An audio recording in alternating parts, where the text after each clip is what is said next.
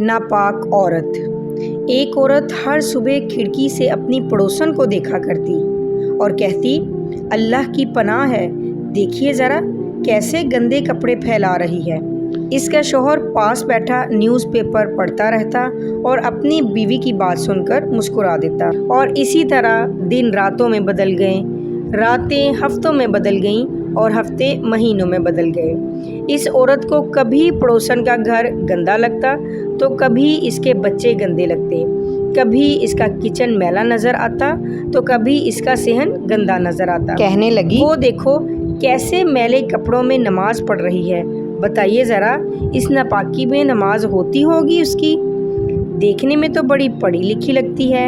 ये सामने वाली पड़ोसन अपनी पड़ोसन के अंदर 100 कमियां निकालती रहती, लेकिन एक दिन वो हैरान रह गई और कहने लगी, अरे इधर आए, अरे क्या है, अरे आइए तो। दोनों ने खिड़की से बाहर झांक कर देखा और वो ये देखकर हैरान रह गए कि उस औरत का मकान एकदम साफ सुथरा था। आज उसके बच्चे एकदम सफ़ेद शफाफ कपड़े पहने हुए थे और वो जो किचन हमेशा मैला लगा करता था ना, आज बिल्कुल साफ और चमक रहा था।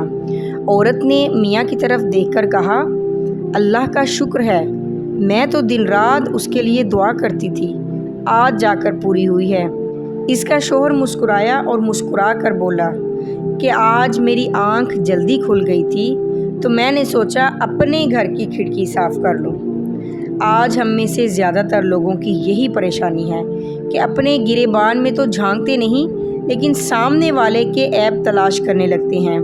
अल्लाह सुब्हानहू व तआला सूरह हुजुरात में फरमाते हैं, ए अहले ईमान, बहुत गुमान करने से परहेज़ करो कि बाज़ गुमान गुनाह हैं, और एक दूसरे के हाल का तजस्सुस न करो, और ना तुम में से कोई किसी की गीबत करे। क्या तुम में से कोई इस बात को पसंद करेगा कि अपने मुर्दा भाई का गोश्त खाए? इससे तो तुम ज़रूर नफ़रत करोगे। और अल्लाह का डर रखो, बेशक अल्लाह तौबा कबूल करने वाला है।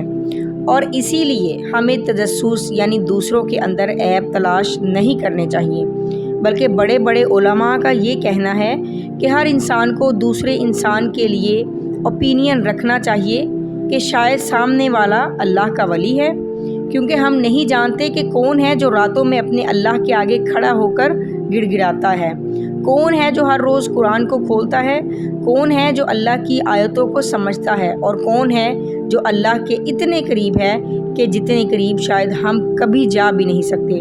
तो क्यों ना आज अपने अंदर झांकें और अपने आप से सवाल करें कि कुरान आखिर है क्या?